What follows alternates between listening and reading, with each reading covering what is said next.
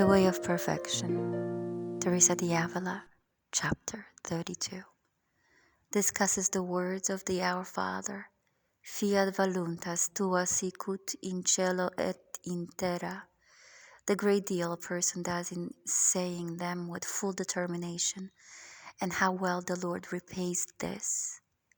Your will be done on earth as it is in heaven. To say that we abandon our will to another's will seems very easy until through experience we realize that this is the hardest thing one can do.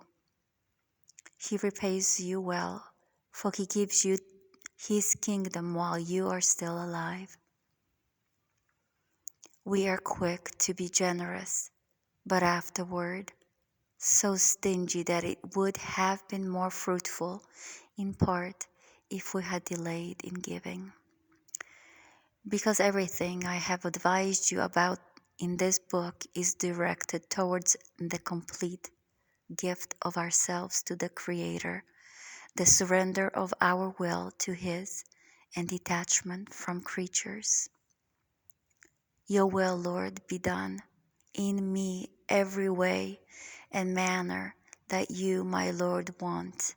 If you want it to be done with trials, strengthen me and let them come. If with persecutions, illnesses, dishonors, and lack of life's necessities, here I am. I will not turn away, my Father, nor is it right that I turn my back on you. But grant me the favor of your kingdom, that I may do your will, since he asked for this kingdom for me, and use me as you would your own possession, in conformity with your will, but with simplicity and humility, which will achieve everything. Say, Fiat voluntas tua. Chapter 32. Thy will be done. Teresa explains that without surrendering your will to God, you will not be able to experience heaven on earth. She advises her sisters to surrender their will to God completely. And the formula used, God, Father, I surrender my will to you. Do with me as you please. It resembles the words Jesus said in the Garden of Gethsemane when he says, not my will, but yours be done. And that is echoed in the Our Father prayer when we say, thy will be done. But Teresa says, in my life, I surrender my life to you. My will to you. Do with me as you please. And she knows that we surrender our will to God, and then the minute things do not go our way, we ask for the will back. And she talks about the suffering that follows. And she asks her sisters to trust God, that God will provide all the strength they need to persevere through the trials and persecution. So when you're ready, and you trust God completely to give you the strength you need,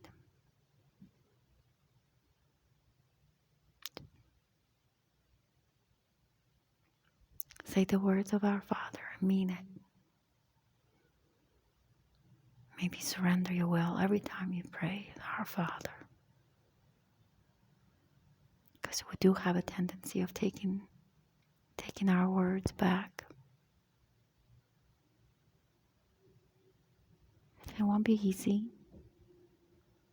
There will be suffering. And God might might use you to save others.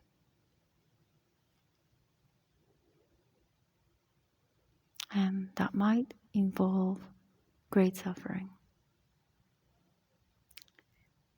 It did in my life 30 years ago when I repeated the words after the priest. A great suffering followed. Suffering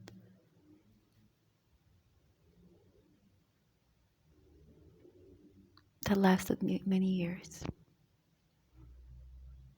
And I couldn't understand how God would sacrifice someone, me, to save one person, another person.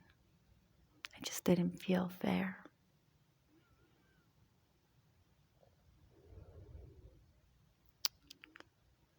I had to learn what it means when Jesus said, I will leave the 99 and go after the one that's lost. And that heaven rejoices with the one saved soul.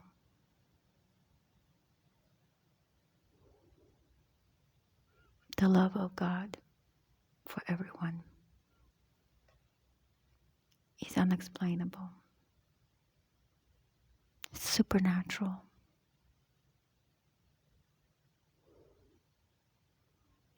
God loves us that much.